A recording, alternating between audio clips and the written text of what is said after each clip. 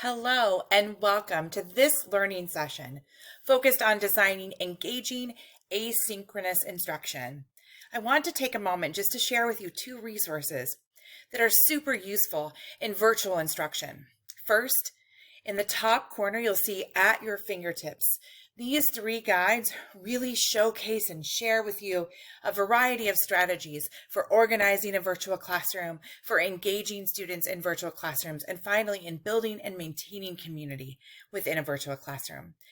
And then at the bottom corner, there is a strategies book. It is called 50 Strategies for Your Virtual Classroom. These strategies take tried and true strategies that are used in a brick and mortar classroom and really say, hey, here's how you can change, transition, tweak just a bit to make them useful in the virtual classroom. My name is Jen Jump, and I will be your workshop facilitator today. It is truly an honor for me to be able to share with you some ideas that I have been practicing and working with teachers and students since March of 2020. Teacher Created Materials is a family-owned company that began in the garage of a teacher over 40 years ago. Our founder, Rochelle Cracchiolo, envisioned creating a company focused on this vision: to create a world in which children love to learn. Each and every one of our materials and resources are created by teachers, for teachers and students with this very vision in mind. Our founder embodies the spirit in many ways. Here she is, Rochelle Cracchiolo, supporting Read Across America at a local elementary school. Rochelle is pictured here with Corrine Burton, the president of Teacher Created Materials, and Deanne Mendoza, executive vice president of Teacher Created Materials, both of whom are also her daughters. The spirit of Teacher Created Materials lives within this family. Throughout our time together, we are going to engage in conversation about asynchronous learning, beginning with the basics, identifying asynchronous learning instructional opportunities.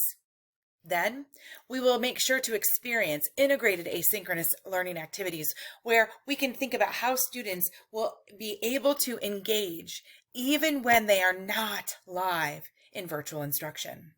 And finally, I want to make sure you have enough time to truly parse through and determine the strategies that you can use to best meet the needs of your students.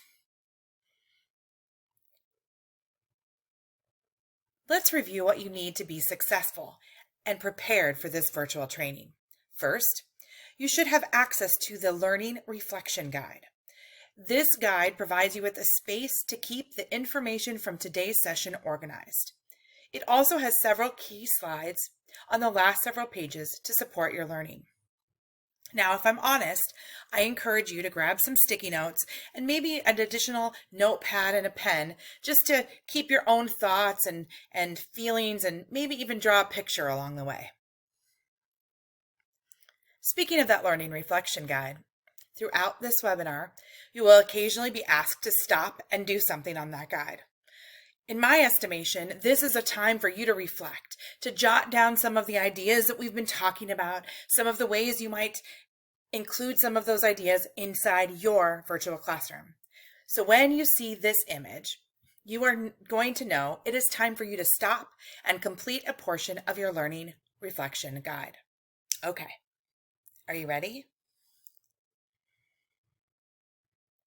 I want you to remember, while we engage in our conversation today, it is important that you know and adhere to your school and district technology policies. The ideas shared today are ideas that can be adjusted. Technology can be shifted and changed to ensure you are able to complete them with ease and within the confines of your school and district policies. All right, drum roll please, my friends. We're about to get started. Now, I know that most of you have been engaged with students in a range of virtual environments since March of 2020. Talking with teachers across the nation, I want to share with you 4 generic tips that are going to frame the learning for all of us today. For virtual instruction to be successful, First and foremost, you've got to know the difference. What type of virtual instruction are you going to utilize? And in order to do the right type of instruction, you have to be willing to consider the purpose. Different types of virtual teaching work different for different purposes. Third, streamline. Streamline is what I like to call the KISS strategy. And KISS not like smooch smooch the loved ones, but keep it simple, comma, silly. It's not exactly what my college speech teacher taught us, but it's close. Keep it simple, silly. And finally, in virtual teaching and learning, we have an enormous weight and an enormous responsibility upon our shoulders to ensure that our students consistently feel as though they own their own learning. That is a necessary thing for our students to feel like, hey, I'm engaged and this is important. Virtual teaching is different. Putting your hand on the shoulder of your students is not possible. Looking over the shoulder as your students are working is not easy to do in a virtual environment. So we have to ensure our students truly feel like they own their own learning. So with that said, let's begin with know the difference. Well, when I think about knowing the difference, what I'm really talking about is understanding this notion of synchronous and asynchronous and independent instruction. And I love to be silly about this because I have a secret to tell. As a younger human, I was head over heels smitten in love with NSYNC. So when I hear the phrase synchronous and asynchronous and think about what types of learning, I think to myself every time, well, synchronous learning is like the very best NSYNC concert. It is live. We're going to see the gentleman up on the stage live and in person. So that's how you start remembering the difference. Now, if you are not old like me and you don't remember NSYNC, it's okay. Remember, synchronous is live. With that said, synchronous is live video. It offers a real opportunity for engagement. It can be accessed in real time and you can assess students in real time. However, one of the troubles with synchronous learning is that the class time is set. If language arts is from 9:30 to 10, every student must be online and available and ready at 9:30 in the morning. Asynchronous instruction is often recorded video, recorded audio, or assigned work that students will be doing not at the same exact time. Students can pause and re-watch recorded video or recorded audio. The tricky parts about asynchronous learning is the feedback is not during class. But hey, guess what? Class time is flexible. If all students need to watch an introduction to vocabulary video, students can choose the best time for them to watch it. As long as they complete it before it is what I would call due, they're set. And finally, there's independent instructional method. Now, oftentimes I'm going to say the line between asynchronous and independent gets really blurry. But asynchronous is the instructional part. Synchronous and asynchronous are instructional methods. The independent instructional method is what I would say is like the practice piece. It is self-paced. It allows for students to share and showcase their learning, share and showcase their understanding, and their work time is flexible because it is often offline. Now, independent learning can indeed happen online during asynchronous instruction, even during or even during synchronous instruction, but it is oftentimes much more low tech. Now, I know our focus today is on asynchronous instruction, but I do just want to remind you that there are benefits to each of them. So here we have asynchronous instruction. Well, let's be real. There are benefits and considerations for synchronous instruction. The benefits, of course, are engagement. It's dynamic.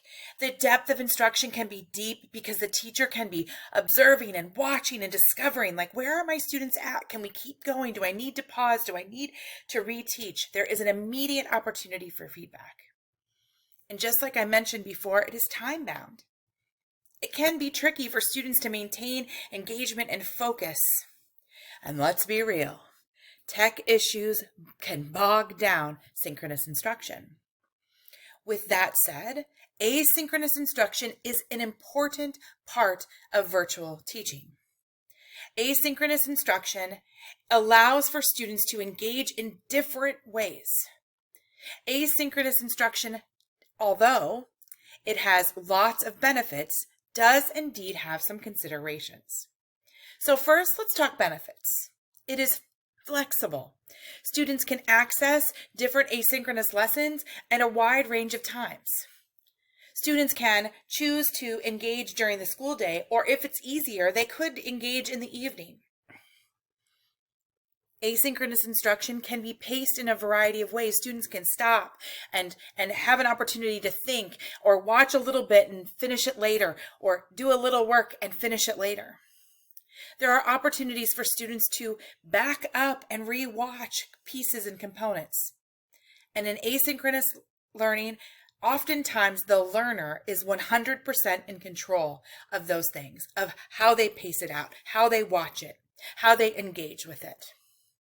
However, asynchronous lessons do have some considerations. First and foremost, asynchronous lessons can feel very isolating. Students are working oftentimes on their own, but one of the things I want us to branch out and be thoughtful about is how we can combat isolation. Engagement certainly can be a concern and an issue. And finally, feedback is delayed. Now I'm about to make some really bold statements, and I'm going to start with the term asynchronous and say this. Asynchronous learning is not simply recording a video for students to watch. Asynchronous lessons are not creating online presentations to watch. Asynchronous learning is not assigning extra reading. Asynchronous lessons are not providing worksheets to complete. But asynchronous lessons can and indeed include all of these things. I know that's tricky and like a little bit convoluted. I'm cool with that. The idea here is that asynchronous learning is not just this. It is not, okay, I recorded a video, that's asynchronous learning, and go. Asynchronous lessons are not just, I'm going to, instead of lecturing live, I'm going to record my lecture and say go. We have to think harder about asynchronous instruction because we're not there to monitor. Over the course of the last several months, I've been able to talk with teachers from across the nation. And one of the most powerful things we've talked about are the risks and rewards of asynchronous instruction. In fact, after talking about it, after teachers have experienced asynchronous instruction, I've asked them, hey, what, in your estimation, from your vantage point, as the teacher of students, are the things that you are finding to be the risks and the rewards? And as I ask this question to teachers across the nation, I'm really proud to share with you some of the responses I have been getting. The risks are the following. How do I know my students are going to do the work? And if they do the work, how do I guarantee its quality? And how will I know if it's too easy or too difficult? And frankly, I'm finding that it's really isolating and my students feel lonely and disconnected. These are the risks that combat some of the rewards, but if we hone in and focus in on these risks, we can start to kind of turn the table and ensure our asynchronous lessons combat these risks. On the flip side, my heart is warmed when I hear teachers talking about the rewards of asynchronous learning, to include a stronger connection between home and school. And as educators, we often crave and desire and want this for our students and their families and caretakers. And this is an excellent opportunity to recognize that that connection can be heightened by asynchronous instruction. Another reward certainly is that pacing. And when students are able to determine their pacing, they feel empowered They feel like they have some choice and some voice in their own learning and own their learning. And another reward that just gets my hair to stand up on end, it's so exciting, is that there's an opportunity for collaboration. And at the kind of the end of our session today, we're really going to be talking about how we as educators can infuse purposeful opportunities for collaboration. So now that we understand the difference, and I know you knew the difference, but now we've really parsed out the difference and we really understand the risks and the rewards around asynchronous instruction. I want us to make sure we consider the purpose. Like, why? Why are we doing this? Why are we choosing asynchronous instruction over synchronous instruction? So here are some things to remember. First, it is about the learning, not the teaching. It is about what students are doing, not what you are doing. So think first, what is the purpose of my instruction? What do I want for my students to be able to do? Will this be served better in a synchronous live learning environment or in an asynchronous learning environment? Also remember that learning is a process. This isn't something that just happens. Students just don't learn because we said so. It's a process, and no processes are exactly the same. We also want for our students to be doing the thinking.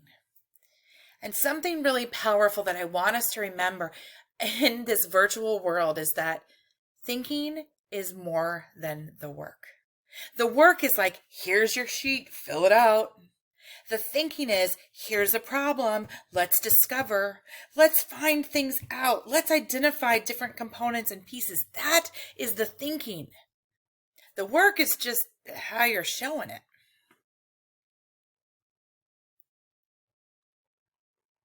We also have to consider things like, how much background do students already have about the topic? If I know that students are coming with a little bit of information and they can start to figure things out on their own, perhaps that's the best space to use asynchronous learning.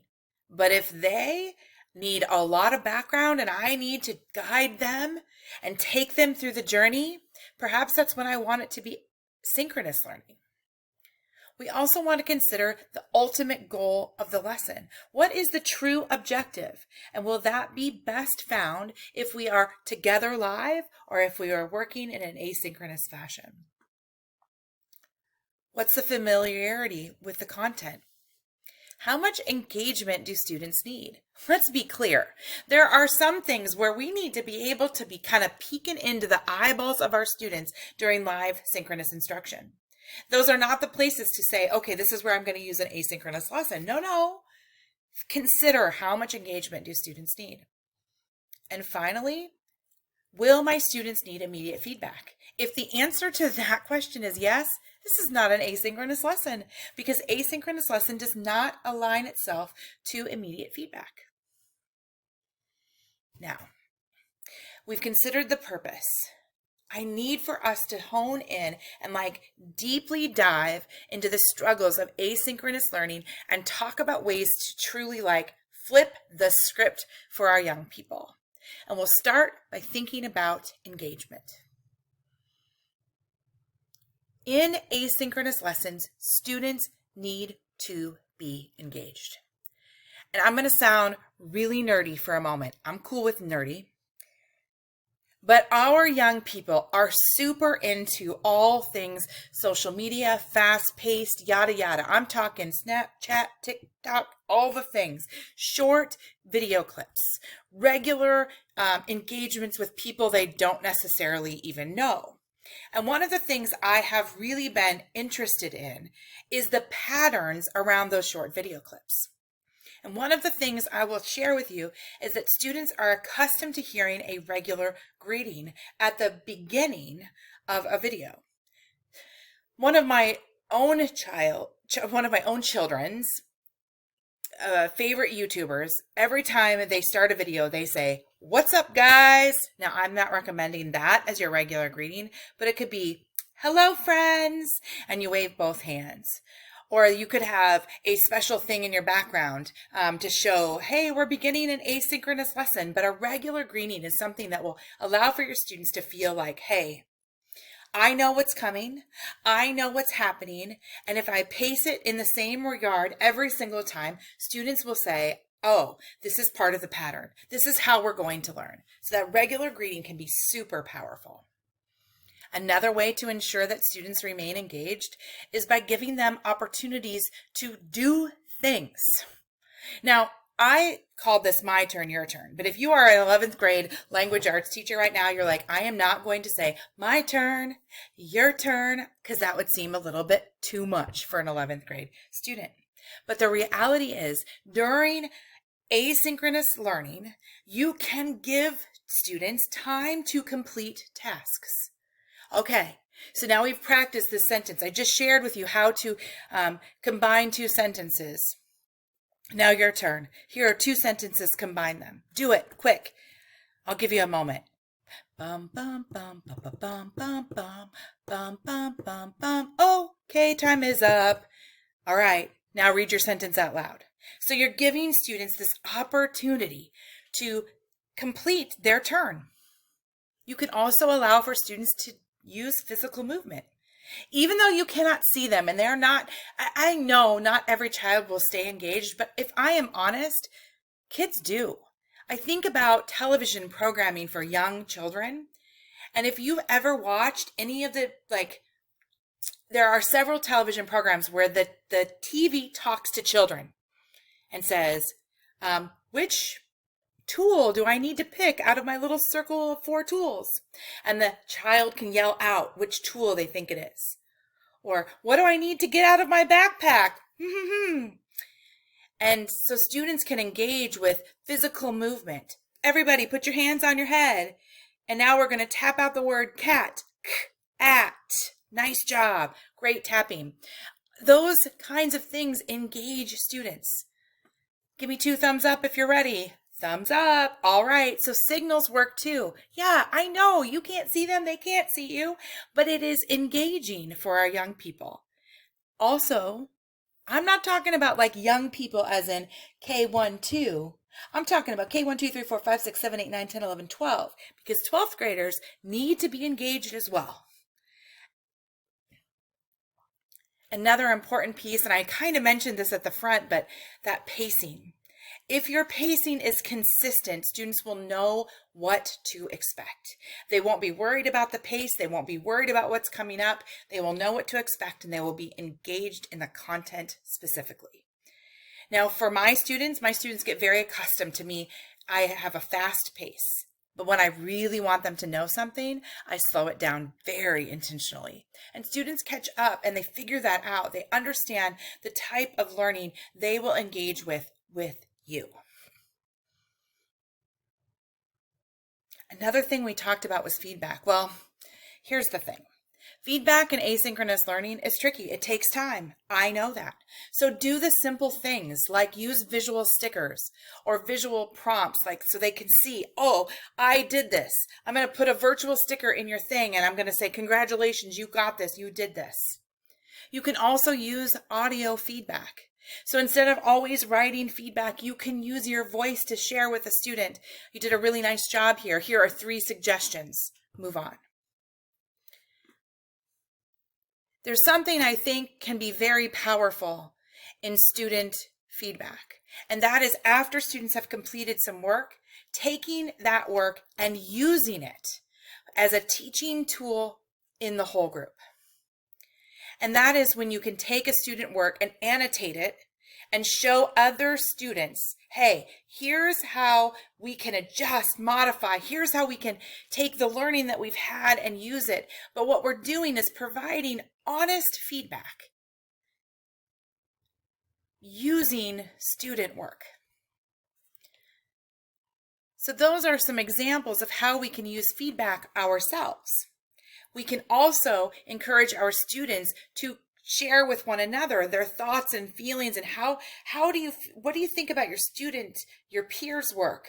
What suggestions might you offer? Did you find the same information or did you find something different? And we can use online applications to really allow for students to interact and engage with one another. So what I want for you to do right now is we're going to stop for a moment. And remember, we talked about these stop and do's. So in your learning reflection guide, you're going to look at number 1. And what your job is now is to jot some of those ideas down. My hope is that you've been jotting them down along the way, but I've given you a space in the learning reflection guide to jot down strategies to combat the challenges of asynchronous learning. Go ahead and push pause, and when you are ready, we will continue on and continue to talk about asynchronous learning. We'll see you in just a few moments. Now that you've been able to jot down some of my ideas, let's encounter a more concise description and further examples of asynchronous learning. What must we consider in asynchronous learning? I'm really going to boil it down to 2 basic things. First and foremost, we have to consider the activity, and we also must consider the work style. And we can differentiate and make these different based on student needs. So let's start with asynchronous learning activities. And I'm just going to list a few ideas here that are pretty basic. Examples: video, audio, interactive scenarios, things like customized quizzes, games, demonstrations, class discussions, and group projects. That's a very generic list, most of which you're like, yeah, for sure, Jen. We've thought about all of those things. Yes, of course. Well, let's hone in and talk about a few of them in more specific terms. One of the most popular ways to engage students asynchronously is with video or audio. Videos can host a wide range of information and teaching through the reading of text, introducing new information, demonstrating a lesson, a lecture, even modeling. I want to take a moment to share this collated researcher list that examines video, lecture, and teaching. I like it so much because it highlights a range of styles that can be used to engage students in different ways. We're going to focus on 2 specific lines here.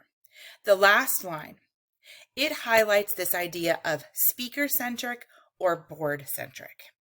This is something you can consider when creating video and audio for your students. Right now, you are engaged in a board-centric video, meaning you don't even get to look at my face. In a speaker-centric video, the speaker is at the center. Now, of course, there are other ways where you can put a speaker kind of in the corner or in the middle of the board. But here's the thought. There are different reasons to do different things here. I also want to share with you this line where it says static pictures, dynamic pictures, text, etc. And I love this idea as well, because I don't want us to lose sight that we can use pictures and photographs and text inside of our asynchronous learning to allow for students to truly engage. Now, with all of that said, in a minute not yet, we are going to watch a short asynchronous video that highlights vocabulary building through static pictures and some text. For reference, just so you know, this is from a topic-based unit, building knowledge and vocabulary around animals. So students have been reading about animals, and this is a short section of an asynchronous video clip recorded for students in actually 1st and 2nd grade. Hello there, friends. Do you remember looking at this book earlier? Our Time for Kids nonfiction reader called Animal Mothers and Babies? Well, today we're going to spend a little bit of time looking at some of the vocabulary inside this book to help us read it. All right, are you ready? I'm going to read you all of the words to start. The first word is baby, mother, feed, carry, teach. Let me read them to you again. Baby, mother, feed, carry, teach. Okay, before we go on, can you count how many vocabulary words are we working on today? That's right. We are working on 5 vocabulary words. All right, here's our very first one. It is the word baby. Let's read it together. Baby. The next word is mother. Let's read it together. Mother. Let's read the first word again. Baby. And the next word, mother. Nice work. Those are 2 vocabulary words that we will be reading inside our book. Let's look at some pictures to help us remember what is a baby and what is a mother. Baby, mother. Here is a cat. Here is the baby. Here is the mother. Here is the mother. Here is the baby. And finally, let's look at that picture that we've looked at the whole time. Here is the baby. Here is the mother. In looking at that video, I want to just point out some of the most important pieces. You'll note that there were pieces about that felt predictable. Now, granted, it is the first time you've heard that teacher doing a lesson, but it felt predictable. There were also components and pieces of that lesson that were engaging. It asked for students to do things like respond verbally. It could have included physical responses, although this particular one did not. And finally, you'll note that there was some chunked material.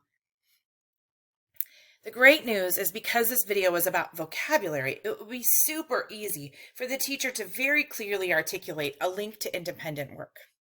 Now, let's go ahead and watch another short asynchronous video teaching mathematics to more intermediate students.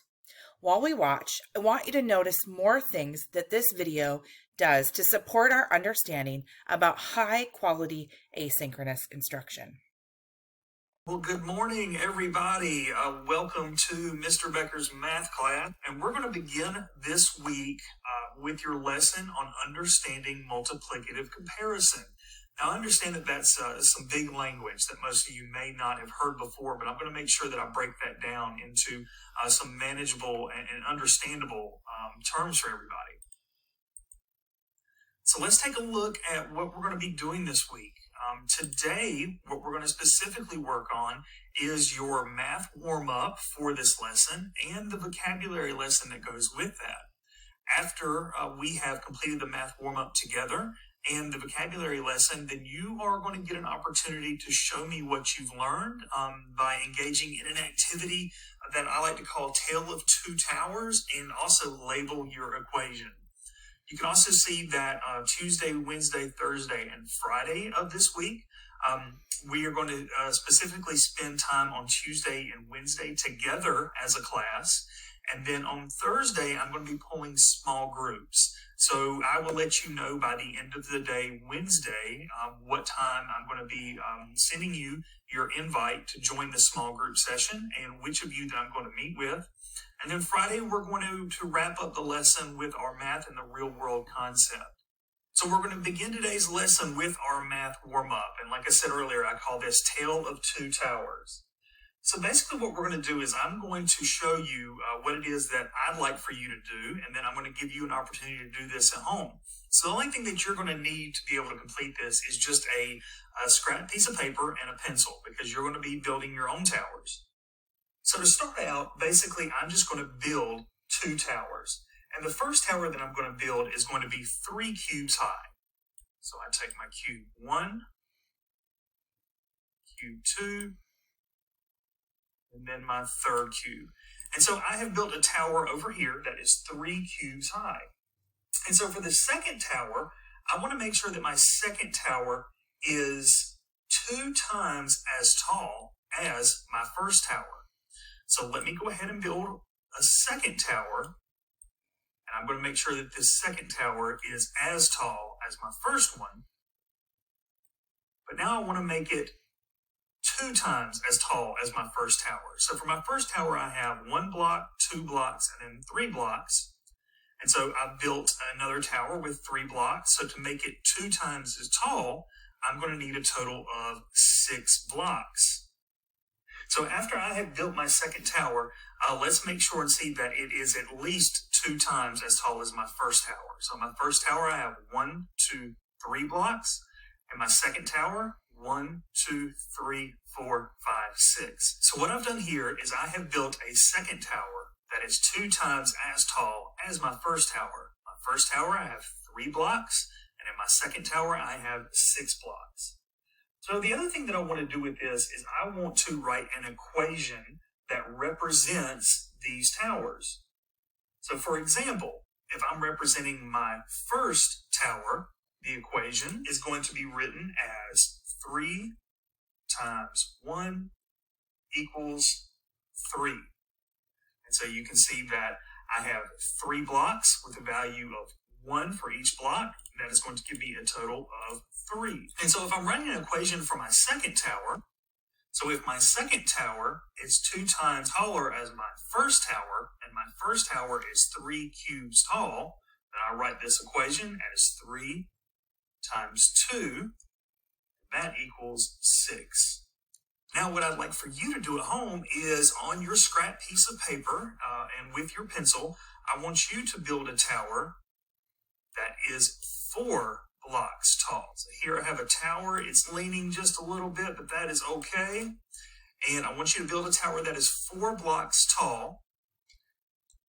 And then what I want you to do is I want you to draw another tower next to it that is 3 times as tall as your first tower. So for this week, we've really got 4 vocabulary terms that we're going to focus on. Number 1 is multiply, and you can say that after me. Multiply, product, factor, and equation. Well, Mr. Becker did such an amazing job with that asynchronous lesson around mathematics. Now, certainly those 2 different videos that we've watched were sections of videos.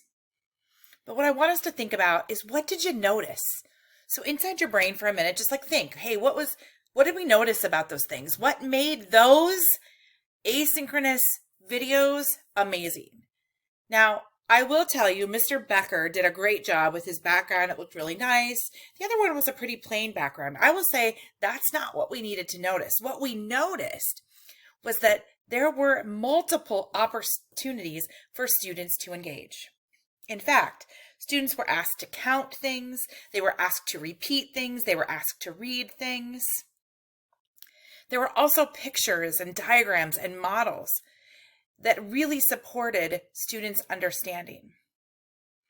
One of the things I noticed in Mr. Becker's example was he shared with the students a clear schedule about how this asynchronous lesson fit into their entire week's lesson of work. Wow, what a great idea. I also noted that there was a review component in Mr. Becker's example. There was also new learning, as well as a review of vocabulary. I don't want us to forget that there were scaffolds and supports, different things to help different students. So here's what we're going to do. We'll take just a moment. Again, take a pause and look for stop and do number 2. And there are really 2 things you can consider. First, what types of videos and audios will you use for asynchronous learning? Have you already used for asynchronous learning? But you can also truly consider, how can I now make it even better with the information that I've gotten thus far today? I'll give you a few moments. Well, welcome back. Thank you for coming on back. We're going to go ahead and continue. And as we continue, I want us to think about videos and texts discussions. So asynchronous learning, often we forget that students should and can absolutely engage in video conversations and in text conversations. Video conversations using external applications like Seesaw and Flipgrid, and text conversations using external applications like a Jamboard, a Padlet, etc. There are limitless opportunities. I want to share with you a strategy that I have found to be very helpful and very successful in encouraging students to participate in both video discussions and text discussions. And I call this the 1-3-5 strategy. And the 1-3-5 strategy says, okay, students, we're going to go have an asynchronous discussion about something using Padlet, for example, or using Flipgrid, for example. And 1, 3, and 5 mean this. You need to complete one. So you have to respond to the prompt one time, once. You must respond to 3 people. So here's the tricky part. If you are the first one to complete, you have to go back. And you have to go back again and maybe back again. But you need to respond to 3 of your peers. And you need to listen to, which I'm going to circle here now because it's not always listen to. Sometimes it might be read 5. So you've got to complete 1, respond to 3, and listen to or read no less than 5. So each and every time that students engage in an opportunity to have a discussion, whether it be a video discussion or a text discussion, asynchronously, they have this responsibility of 1, 3, 5. All right, so I'm going to give you some examples, the first being around vocabulary. Vocabulary, this is a great opportunity to allow for students to sort vocabulary, define, compare vocabulary. It could be to locate evidence, specifically to show and share what vocabulary words mean.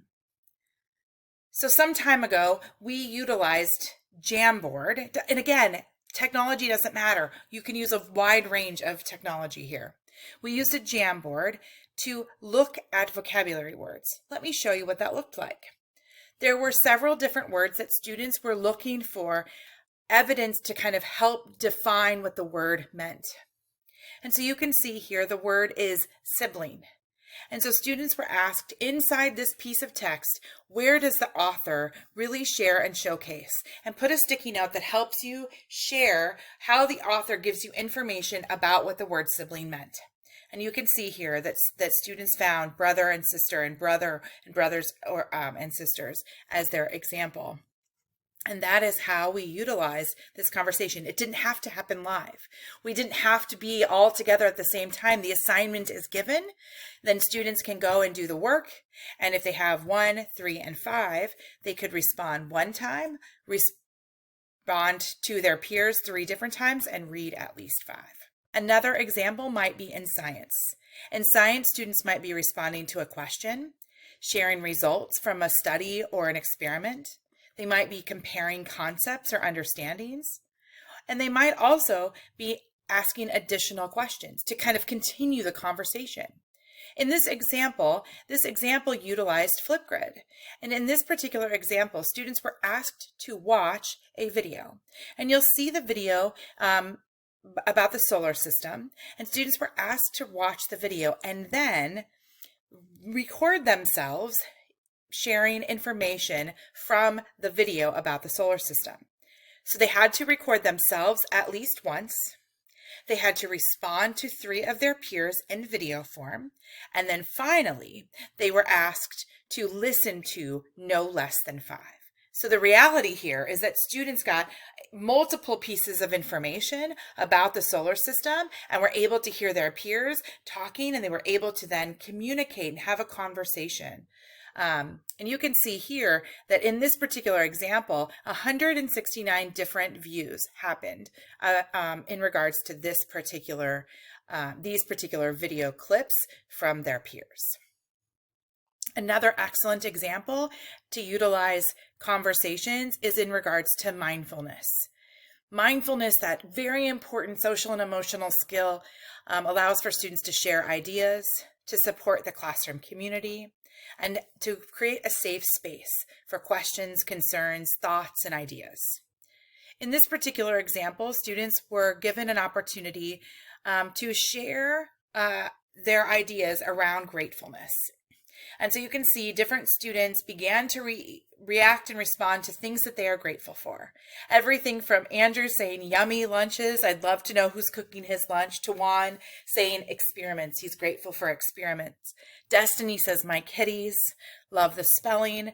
I personally found this hilarious. There was a young human in there named Mac, and that person is grateful for macaroni and cheese. And I'm like, of course you are. And then you can see the responses are in those little comment boxes. And so you could see students were commenting to one another, and you can tell if they were read because they liked it with the heart. So I just think it's such a powerful way. Again, engaged in an asynchronous conversation. We don't have to be all together. This can happen. Go put in your Padlet this information. You must add 1, respond to 3, and read 5. It's very much reminds me of some of my experiences in an online college course. Such a powerful way to learn things, find things out, discover new things in an asynchronous fashion. In social studies, another opportunity to observe and share information, to ask additional questions, to make real life connections, to debate and discuss. In this particular example, again, using Padlet doesn't matter.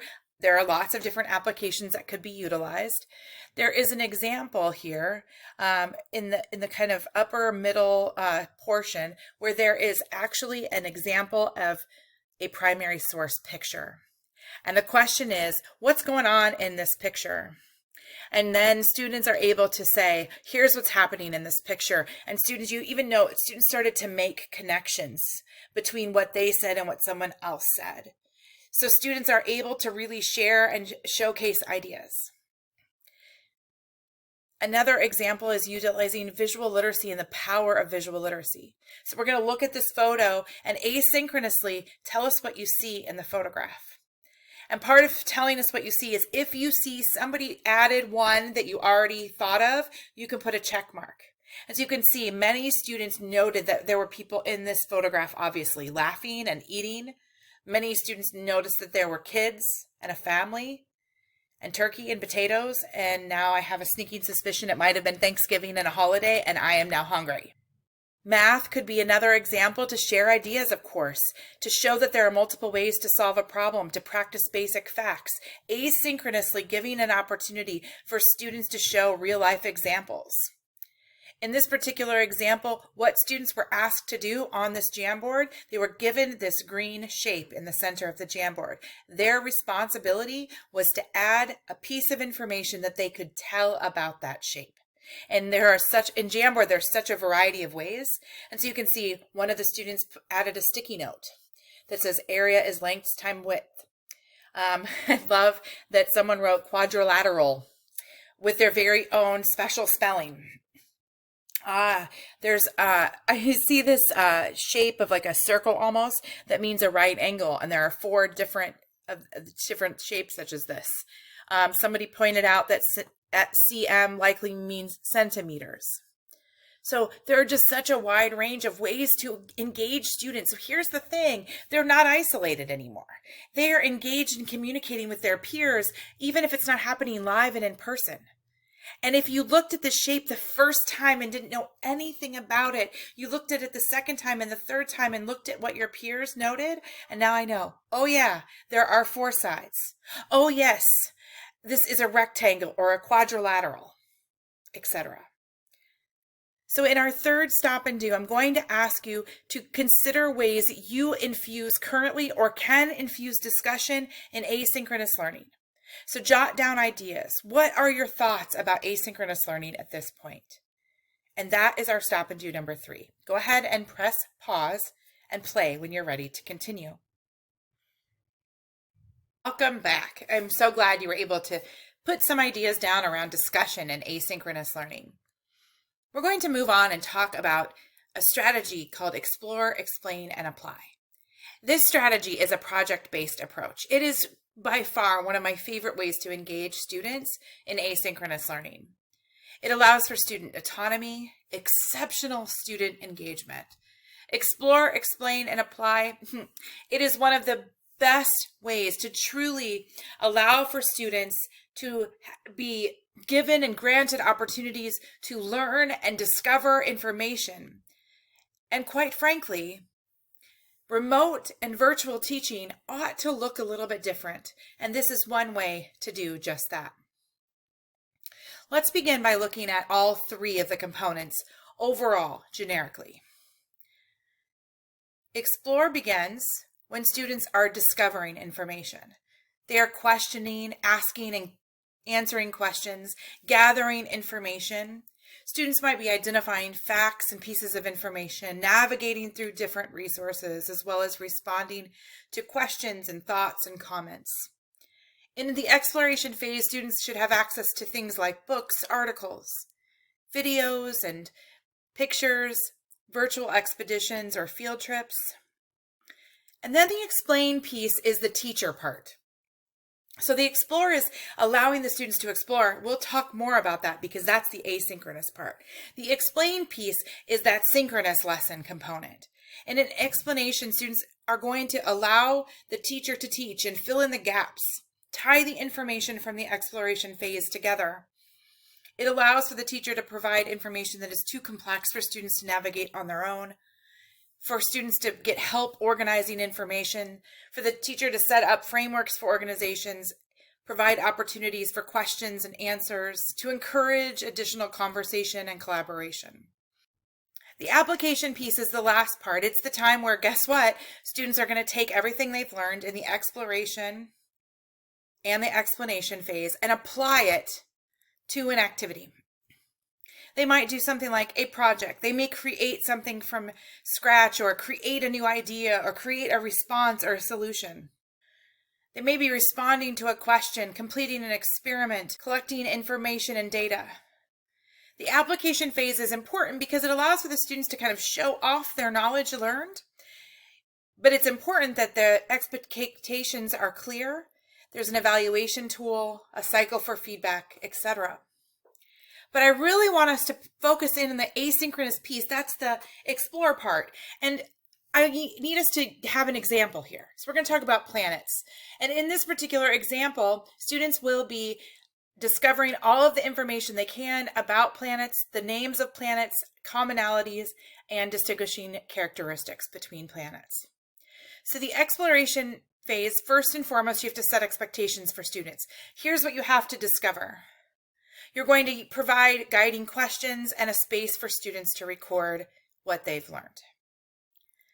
Then you ensure that all students have access to a wide range of things to explore. And so here's a list of 6 examples for planets. You're going to read this book, read an article, read a different article. There's a video clip, pictures, and a virtual field trip. And in the exploration phase, students, you must pick one of these and one of these. So I would make sure students have links and access to the books or articles, the virtual field trip, the video, the photos, and say, okay, now you get to explore. Another really quick example is in regards to planets.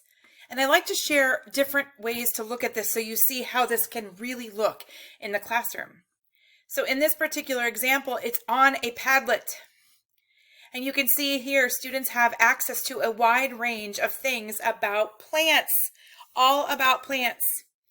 And the directions for them for the exploration phase is to choose at least 3 to explore. There's a video clip, another video, a text that they can read and respond to. There is a poem that students can read or listen to and then draw. There is another video about the parts of a plant, etc. So students have access to all of these different things. And then in the exploration phase, there is a classroom book. And in their classroom book, students are asked to record information. And so this is Maria's page. Maria's job was, okay, you have to tell us what you learned. You need to provide 5 pieces of information that you learned. And so you can see here that Maria first put in here that plants need water and sun to grow. Okay, great. Then she must have found an image here of plants, and you can see she labeled a root, a seed, a stem, and my personal favorite, the first leaves or first leaves. But still, Maria's got it. She's got her 5 pieces of information, and each and every student can add to the book their information. And then what we have is this exploration book where I can very quickly see what did my students garner from their exploration phase? What do they need in the explanation phase? Another quick example is just to share and show off how older students can engage in this as well. This is for the War of 1812. Here's a map. What information can you glean from the map? Here's a short video, some information from history.com. Read the background and examine this photo card. Watch this video. And instead of a Google Doc, the students would have access to a note-taking space where students would be able to take notes about what led to the point of war and what were the different names of the battle and important information from each of those battles. So explore, explain, apply allows for students first to explore, for the teacher to take time in synchronous learning and perhaps in asynchronous learning to explain and kind of connect the dots. And then an application would allow for students to kind of create something from all of that learning. So stop and do number 4 is asking the simple question, where will you use? Explore, explain, and apply to boost asynchronous instruction. And so in this stop and do, you have some time to think, what is a content space that I can allow for my students to have a range of things to explore so that I can do the teaching and explaining and then give my students an opportunity to apply their knowledge.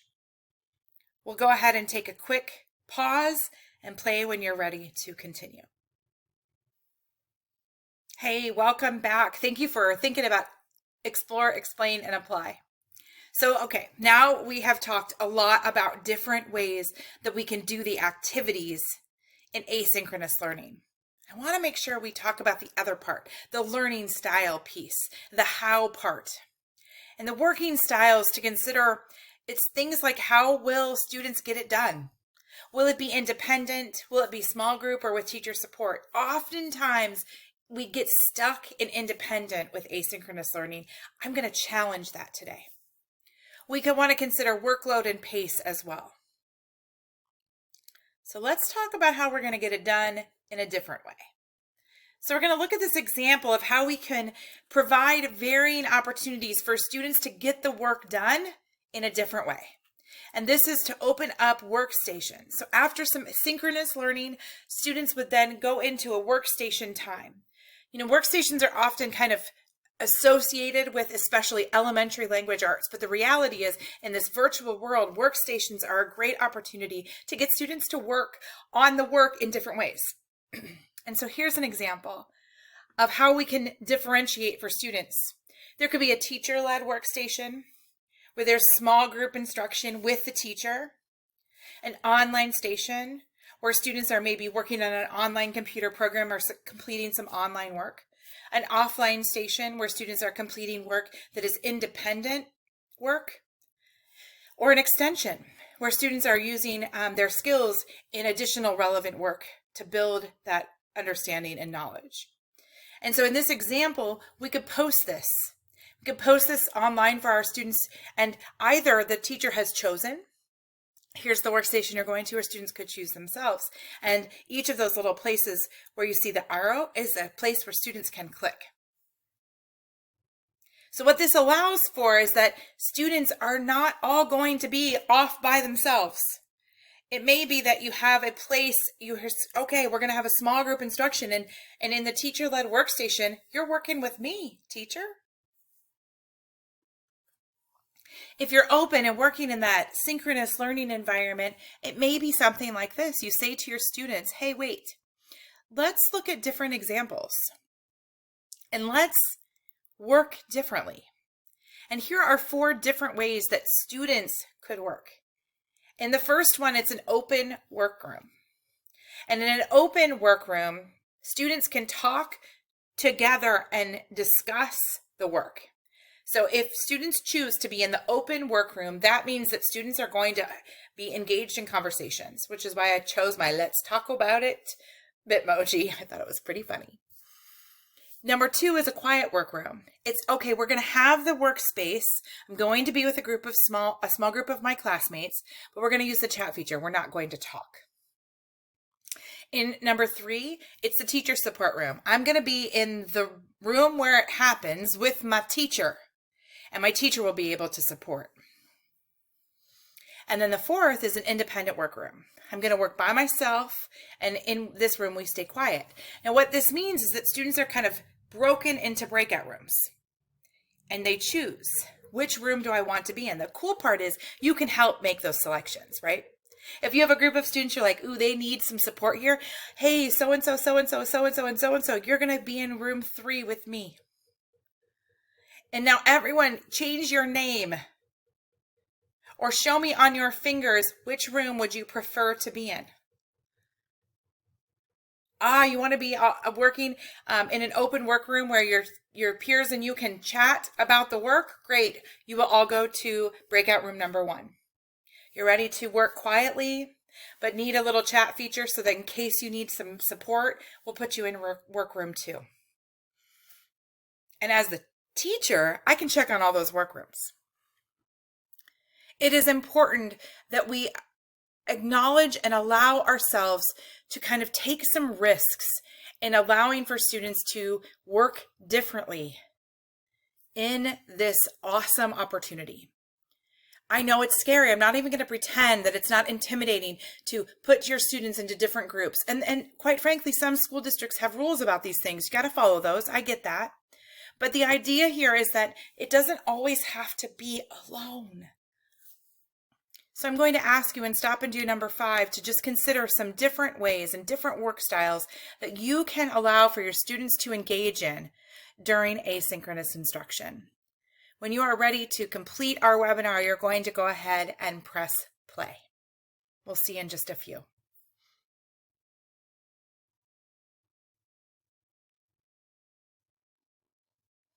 Good news, I almost sang to you welcome back, but I stopped myself. So welcome back. The last thing I want to talk about in regards to work style is choice boards. And choice boards are just that. They provide students choice. And I got to tell you, I am super passionate. Teachers, we ought to be willing to allow students to have voice and choice in our classrooms. And one way to do that is by providing them different choices. What this does is it allows the learner to be a part of their own process of learning and demonstrating learning. It allows for them to demonstrate their understanding in a range of ways, not just the way you think is most important or that you deem is the best way, but it allows for a range. And I got to tell you a secret.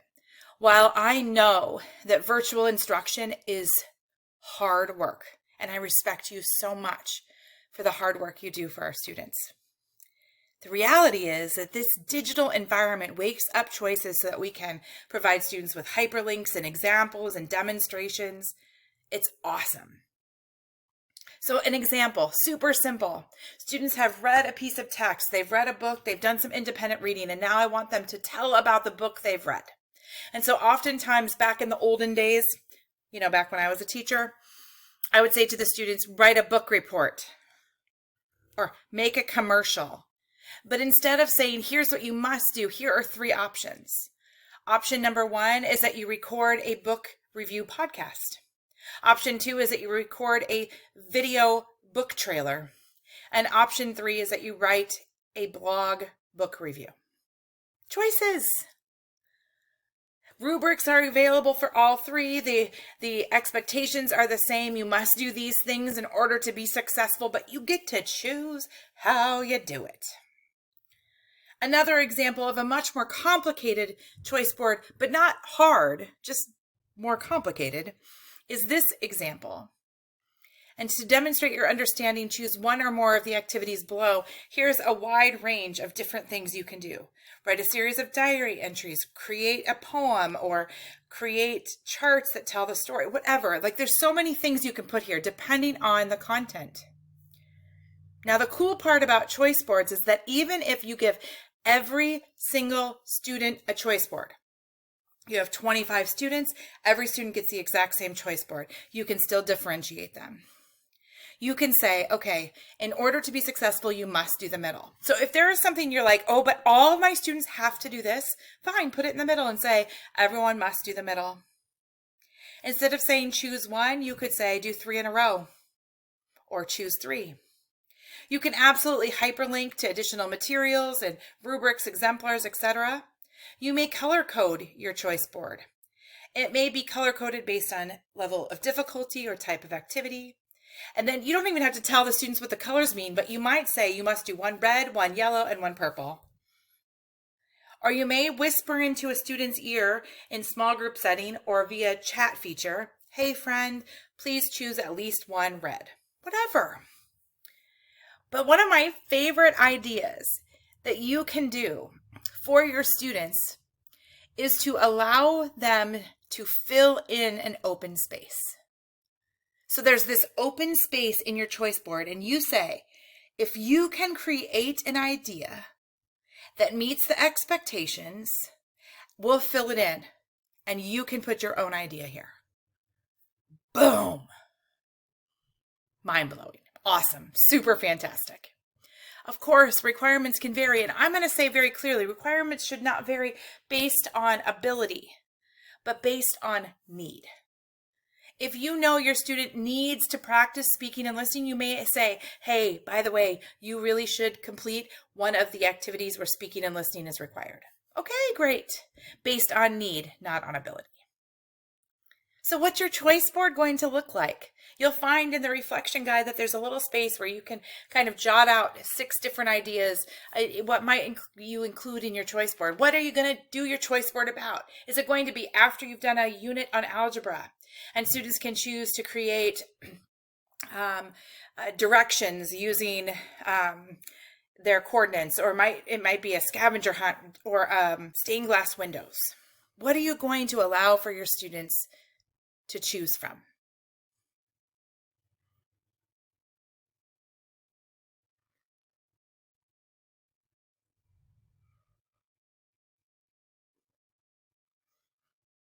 We're getting to the end of our conversation today, so I want to make sure we talk about streamlining and ownership of learning. So streamlining, I want to keep it simple because that's the whole idea. Keep it simple. Keep it simple, silly. Allow for clear messaging. What clear messaging does is reduces stress. It allows for better understanding, and it allows for students to feel safe and secure, like they are part of the team. In order to streamline, use things like a regular greeting, opportunities like my turn, your turn, physical movement, signals. These things should be paced out and regular for your students. Ownership of learning. This is a graphic that I think when you see it, you will go, yes, Jen. This right here tells us what we want for our students. We want our students to be independent thinkers, explorers, and out-of-the-box thinkers. We want our students to be willing to throw out everything they've tried and try something new. We want them to take risks and manage their thinking and manage their work and manage their own projects. So over the course of the last hour plus, our goals were to identify synchronous learning. I think we've done a good job of that. We've experienced some of these different ways to integrate asynchronous opportunities. Absolutely.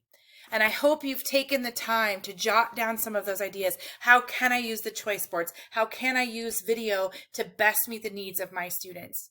To determine which ways you can utilize to best meet the needs of your students.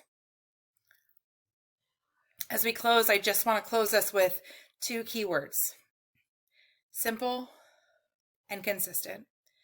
If asynchronous learning is simple and consistent, the tips that we have gone through today will benefit all of your students. Here they are.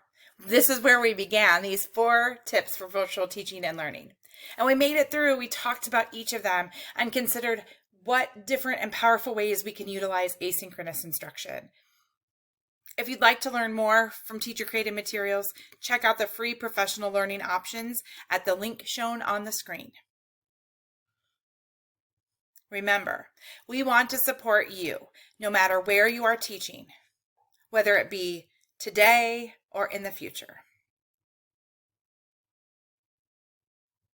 As a company founded and run by teachers, we know your time is valuable. We appreciate you spending some of that time with us and hope that this training will be a use and help you be successful in your asynchronous learning experiences. It is our true goal to help you create a world in which children love to learn. Thank you for all you do, and I hope you have a wonderful school year. Stay safe and be well.